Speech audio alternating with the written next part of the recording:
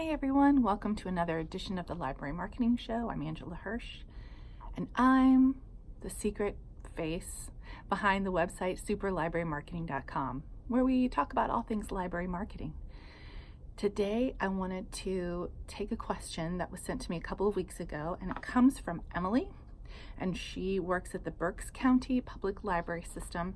And Emily came into this job. Her system has 19 member libraries, but there's no marketing strategy to be driving the efforts that she's doing for those 19 member libraries. And her question was, can you give some suggestions on best practices when creating a marketing plan from scratch? Thanks for the question, Emily. Yes, I can. I have a little bit of experience doing this.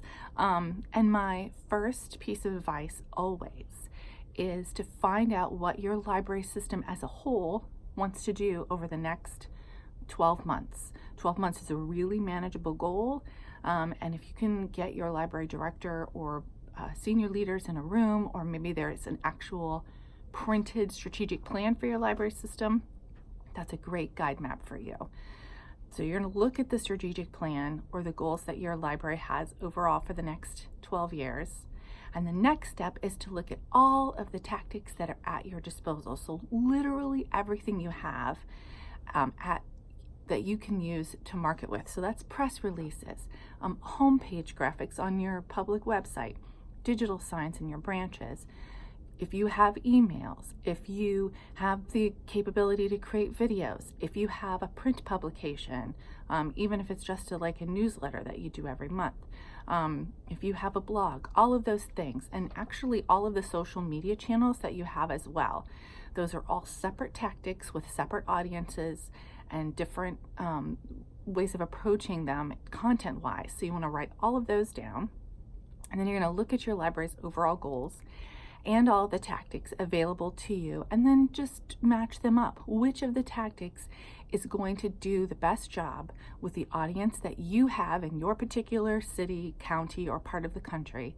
Which of those tactics is going to work best to move your library goals forward? And then I like to go through with each of those tactics and kind of write out a multi-month plan.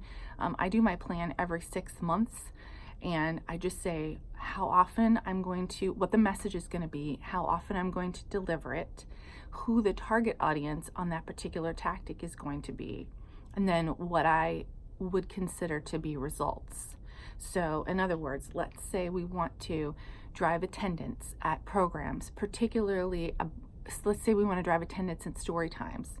I wouldn't write a press release about that because that's not really a tactic that's going to work well to get people to come to story times. But I might think about going to the social media channels of different reporters in my area and telling them about the educational components of story time, using some studies that I might be looking up to help support the fact that story time and language development and early literacy is tied to school performance, and then pitch that to a reporter.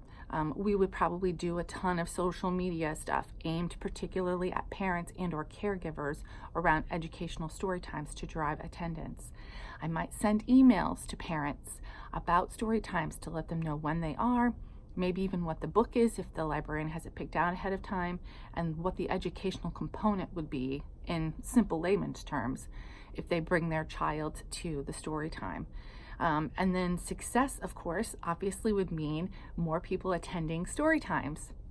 So you're going to probably need some help figuring out whether attendance is actually going up at your story times based on your marketing. And that will require you to talk to the librarians and ask them just to take a head count of how many people have never been to a story time, came here, how did you learn about it? If your library gives you the ability to survey your customers, a real simple, like a one question, a little piece of paper that says, how did you find out about this story time, can be really useful to you, the marketer, in determining whether or not your marketing tactics are working to drive attendance. And that's basically it. And then after 6 to 12 months, looking at the success or failure of your marketing efforts and readjusting or figuring out if you need to go a different direction. That's really the basic idea. It doesn't have to be complicated. It doesn't have to take a whole lot of time. I like a tiered approach, which means that I am marketing certain goals that our library has over a long period of time on different platforms with the same basic message, but adjusted to the audience of each of those platforms. I hope that helps out a little bit, Emily. Good luck with you. And guys, if you have a question for the Library Marketing Show, you can just ask me in the comments, or there is a form on Super Library Marketing, which is what Emily used, and you can send me an email and let me know what you want to talk about. Okay, we do have kudos today, and those go out to the Evanston Public Library in Illinois. I love this thing that they are doing. So in an effort to make sure that some of their local residents who are not able to get into a physical library branch actually still have a connection to the library and get books, they have been placing books at 24 free distribution centers around their city. So it's places like train stations, barber shops, and other businesses. And they put inside the books a little flyer that talks about an event or 2 or 5 at the library, just to engage people.